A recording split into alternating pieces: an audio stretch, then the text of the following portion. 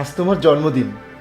আমার উচিত ছিল আজ বাড়িতে তোমার সাথে থাকার, কিন্তু আমি দুঃখিত। আর শোনো, তোমার জন্য না একটা সারপ্রাইজ আছে। ঠিক আছে, আমি তোমার জন্য অপেক্ষা করব। বেশিক্ষণ অপেক্ষা করতে হবে না। আমি তোমাকে চমকে দিয়ে এখনই তোমার সামনে আসতে পারি। তুমি শুধু দরজাটা খুলে দেখো। কি? তুমি চলে এসেছো? ওখানে দাঁড়াও। এই, এখন কি হবে? আমাকে ছেড়ে দাও, আমি এখন যাই।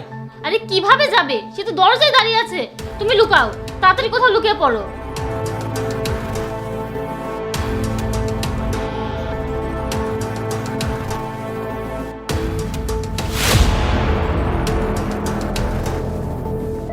Surprise, happy birthday. তোমাকে অনেক ধন্যবাদ, কিন্তু তুমি এখন কিভাবে আসলে? আমাকে ভুল বুঝবে না, কিন্তু তোমার এভাবে আসা ঠিক হয়নি। আমি তোমাকে অনেক ভালোবাসি। তোমার জন্মদিনে আমি তোমাকে খুশি করতে চেয়েছি, তাই সারপ্রাইজ দিয়ে চলে এসেছি। কিন্তু একদিনের জন্য খুশি করে কি হবে? কালই তো চলে যাবে। এভাবে আরো কষ্ট বাড়ে। আমার কাছে এটা বিরক্ত মনে হয়। একদিনের জন্য আমার কাছে থাকতে হবে না। আমি যদি পারতাম আমি সবসময় তোমার সাথেই থাকতাম। আর এই ফুলগুলো আমার জন্য? হ্যাঁ, তোমার জন্য। অনেক সুন্দর, তাই না? আমি তোমাকে অবাক করে দিয়েছি।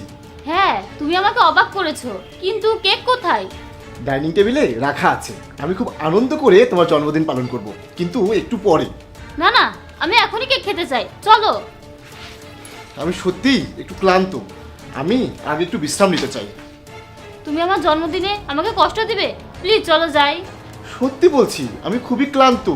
আগে একটু বিশ্রাম করি, তারপর সব হবে।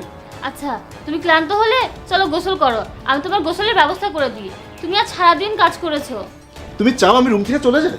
না না, আমি চাই তুমি ভালো থাকো আর আরামে থাকো। হ্যাঁ, আমি এখানে ভালো আছি। আমি পোশাক চেঞ্জ করব।